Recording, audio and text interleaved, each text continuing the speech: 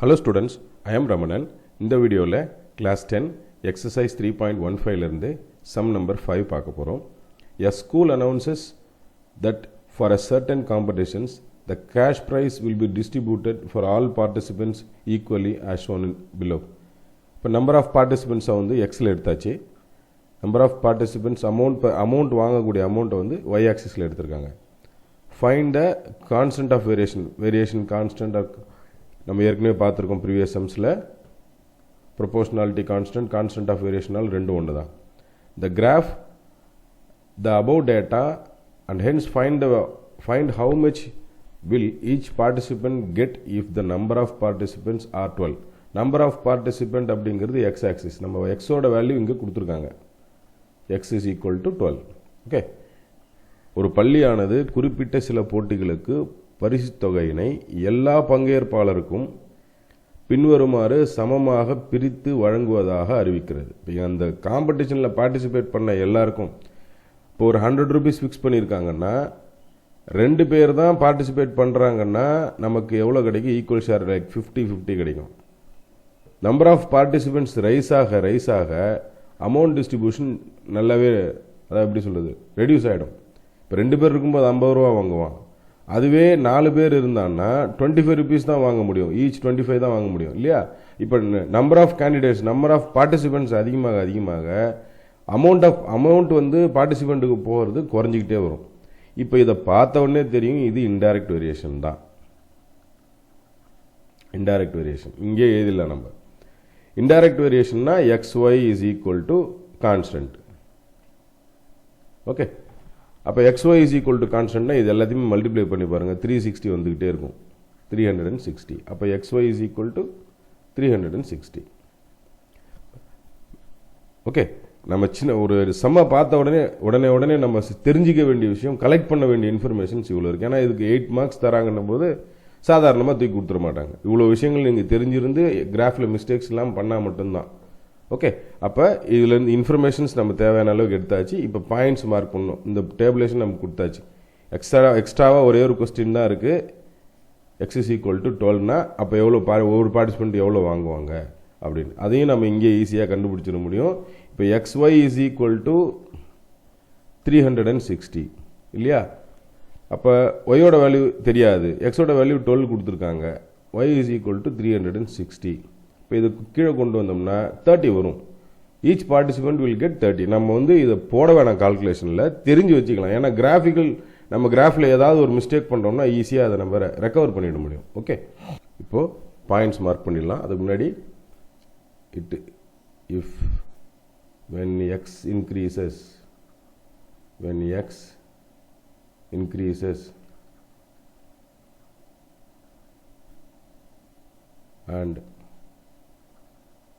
y decreases, therefore it is in indirect variation.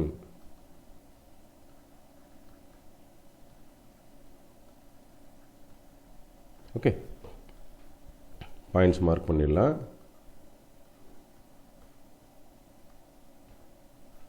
Two 180, 4 90,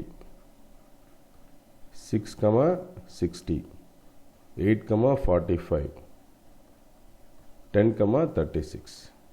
okay, இப்போ எல்லா பாயிண்ட்ஸும் mark பண்ணியாச்சு. அடுத்ததாக ஸ்கேல். இப்போ பார்த்தீங்கன்னா ஸ்கேல் எதுலாம் இன் எக்ஸ் ஆக்சிஸ் 1 சென்டிமீட்டர் 1 பார்ட்டிசிபெண்ட் அல்லது 1 யூனிட். 1 பார்ட்டிசிபெண்ட் எடுத்துக்கலாம்.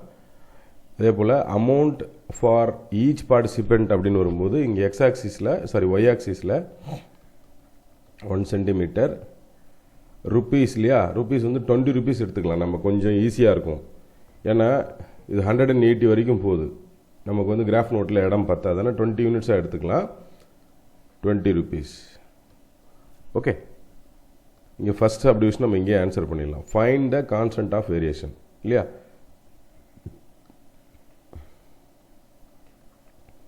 XY இஸ் ஈக்குவல் டு நம்ம சொன்னோம் இல்லையா, இது ரெண்டுத்தையும் மல்டிப்ளை பண்ணிகிட்டே வரணும் அப்படின்னு. ஸோ ரெண்டுது XYZனோட வேல்யூ என்ன வருது 360. அப்போ கேவோட வேல்யூ என்ன 360. கான்ஸ்டன்ட் ஆஃப் வேரியேஷன்னால இதுதான், ப்ரொபோர்ஷனாலிட்டி கான்ஸ்டன்ட்னால இதுதான். அடுத்ததாக சப்டிவிஷன் 2. இங்கே கொடுத்துருக்காங்க நம்பர் ஆஃப் பார்ட்டிசிபெண்ட்ஸ் 12 இருக்கும்போது என்ன, எவ்வளோ ரூபா வாங்குறாங்க ஒரு பார்ட்டிசிபெண்ட்டும். அதை நம்ம கிராஃபிக்கலாக கண்டுபிடிச்சிட்டு ஆன்சர் எழுதிக்கலாம். ஓகே, இப்போ X axis Y axis mark பண்ணிடலாம்.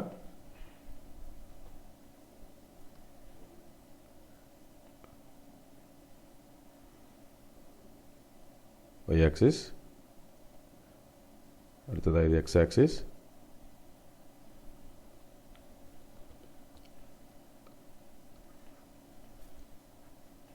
இதில் நம்ம வந்து பார்ட்டிசிபெண்ட்ஸ் எடுத்திருக்கோம்.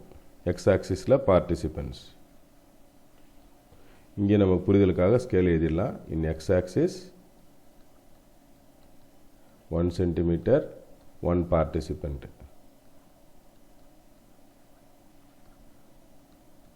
In y axis 1 centimeter 20 rupees. Amount இல்லையா அது? அப்போ இது வந்து 1 1 2 3 4 5 6 7 8 9 10 11 12 13 14. போதும். இப்போ வந்து இங்கே வந்து நம்ம 20 rupeesனு எடுத்துருக்கோம். 20 40 60 80 100 110 120 140 160 180 200. போதும். இப்போ இதை பாயிண்ட்ஸ் நமக்கு வந்து தெரியும். ரொம்பவும் கிராஃப் வந்து ஸ்ட்ரெச் பண்ணி போட முடியாது. நீங்கள் 10 எடுத்துக்கினாலே நீங்கள் 180 வரைக்கும் 18 பார்ட்ஸ் வரும். அதே போல் கிராஃப்னுடைய எக்ஸ்பான்ஷன் அதிகமாக போக கர்வ் வந்து கொஞ்சம் அக்லியாக வர்ற மாதிரி இருக்கும். அதனால் ரொம்பவும் க்ளோஸாகவும் எடுக்க வேணாம், ரொம்பவும் பெருசாகவும் எடுக்க வேண்டாம். மாடரேட் லெவலில் எடுத்துக்கலாம் நம்மளோட மெஷர்மெண்ட்ஸ்லாம். ஓகே, இப்போ பாயிண்ட்ஸ் மார்க் பண்ணிடலாம். 2,180 2,180ங்கிறது இங்கே இருக்குது. ஓகே, 2,180. அடுத்ததாக 4,90 4,90ங்கிறது சம்வேர் ஹியர் இந்த இடத்துல வரும். 4,90. அடுத்ததாக 6,60 இங்கே வரும். 6,60. நெக்ஸ்ட் 8,45 8 இங்கே இருக்கும்.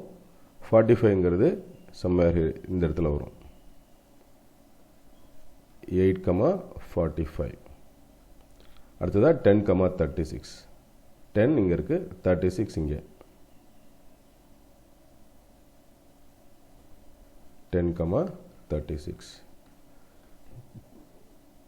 இப்போ நம்ம கிராஃப் வரைஞ்சிடலாம்.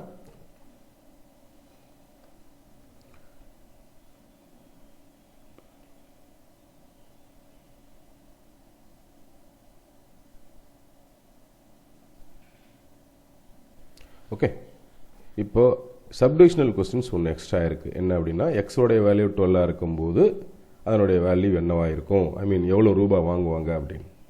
ஓகே, ஸோ அதை மார்க் பண்ணிடலாம். எக்ஸோட வேல்யூ 12 இருக்கும்போது ப்ளூ கலர் லைனில் போடுறேன்.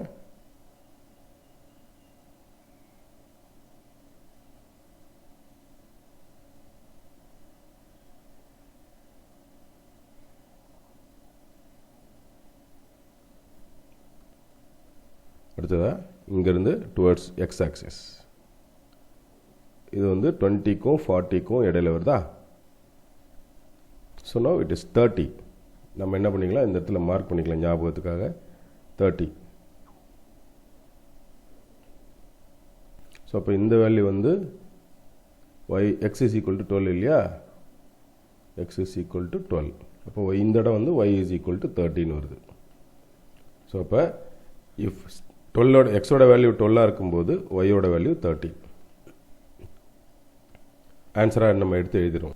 Each participant will get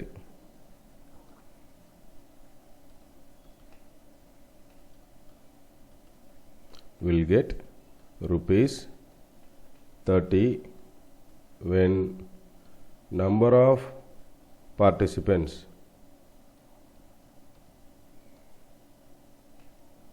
is 12. 12 பேர் பார்ட்டிசிபேட் பண்ணுறாங்கன்னா ஒரு ஆளுக்கு 30 ரூபா தான் கிடைக்கும். ஓகே, நான் நடத்தின இந்த சம் உங்களுக்கு ரொம்ப ஈஸியாக புரிஞ்சிருக்கும்னு நினைக்கிறேன் ஸ்டூடெண்ட்ஸ். தேங்க்யூ.